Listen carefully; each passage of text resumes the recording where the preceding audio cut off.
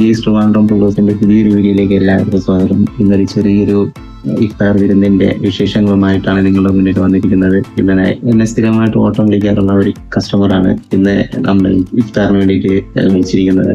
അപ്പൊ ഞാനും എൻ്റെ മോളും എൻ്റെ ഉമ്മയായിട്ട് ആ ഒരു ഇഫ്താറിന് പങ്കെടുക്കാൻ വന്ന ഒരു ചെറിയൊരു വീഡിയോസ് ആണ് ഇന്ന് നിങ്ങളുടെ മുന്നിൽ കൊണ്ടുവന്നിരിക്കുന്നത്. അപ്പൊ നമുക്ക് വീഡിയോയിലേക്ക് ഇന്ന് നമുക്ക് അനുദേക്ക് ഒന്ന് പരിചയപ്പെടാം. പുള്ളിക്കാരി ട്രിവാൻഡ്രംകാരിയല്ല എങ്കിലും ട്രിവാൻഡ്രം പുള്ളേഴ്സിന്റെ വീഡിയോസിന് വേണ്ടിയിട്ട് പുള്ളിക്കാരി റെഡിയായിട്ട് ഇരിപ്പാണ്. അപ്പോ ചേച്ചി ഇപ്പോ ഇവിടെ ട്രിവാൻഡ്രത്ത് വന്നിട്ട് എത്ര നാളാവും? ഞാന് 1.5 വർഷമായി. ആണല്ലേ? അതെ. ചേച്ചി ജോലി ചെയ്യുന്നത് ഇന്ത്യൻ ബാങ്കിലാണ്. ബാങ്കിൽ. അപ്പോ ചേച്ചിക്ക് ഇപ്പൊ ഇടയ്ക്ക് എങ്ങാണ്ട് ഒരു ബുക്ക് എങ്ങാണ്ട് പബ്ലിഷ് ചെയ്തായിട്ട് എന്തോ സ്റ്റാറ്റസ് എന്റെ ഒരു ആത്മകഥ പബ്ലിഷ് ചെയ്തിട്ടുണ്ടായിരുന്നു. അതിപ്പോ ഉടനെ റിലീസ് ഉണ്ടാവും. ആണല്ലേ?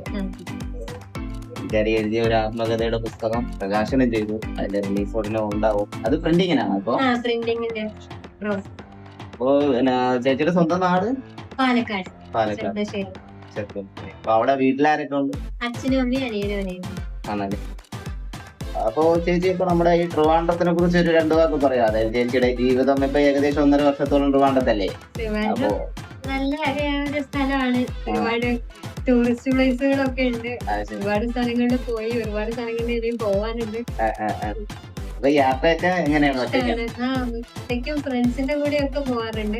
ട്രിവാൻഡ്രത്ത് ഒത്തിരി ഫ്രണ്ട്സുകളുണ്ട്. കുറച്ചൊക്കെ ഉണ്ട്. അതായത് വേറെ ജില്ലകളിൽ നിന്നുള്ള ഫ്രണ്ട്സ് ഒക്കെ വരും. അതായത് ട്രിവാൻഡ്രത്തേക്കുള്ള ഫ്രണ്ട്സ് എന്ന് ഉദ്ദേശിക്കുന്നത് നമ്മുടെ ജോലി ഈ സ്ഥലത്തുള്ള അവരൊക്കെയാണോ? അതാ അങ്ങനെയല്ല, മുൻപേ പരിചയമുള്ള ഫ്രണ്ട്സ് ഒക്കെ ഉണ്ട്. അവരിപ്പോ ട്രിവാൻഡ്രത്തൊക്കെ ഉണ്ടല്ലേ? അപ്പൊ അവര് ഇങ്ങനെ എവിടെയെങ്കിലൊക്കെ പോകുമ്പോ ചേച്ചി വിളിക്കാറുണ്ട്.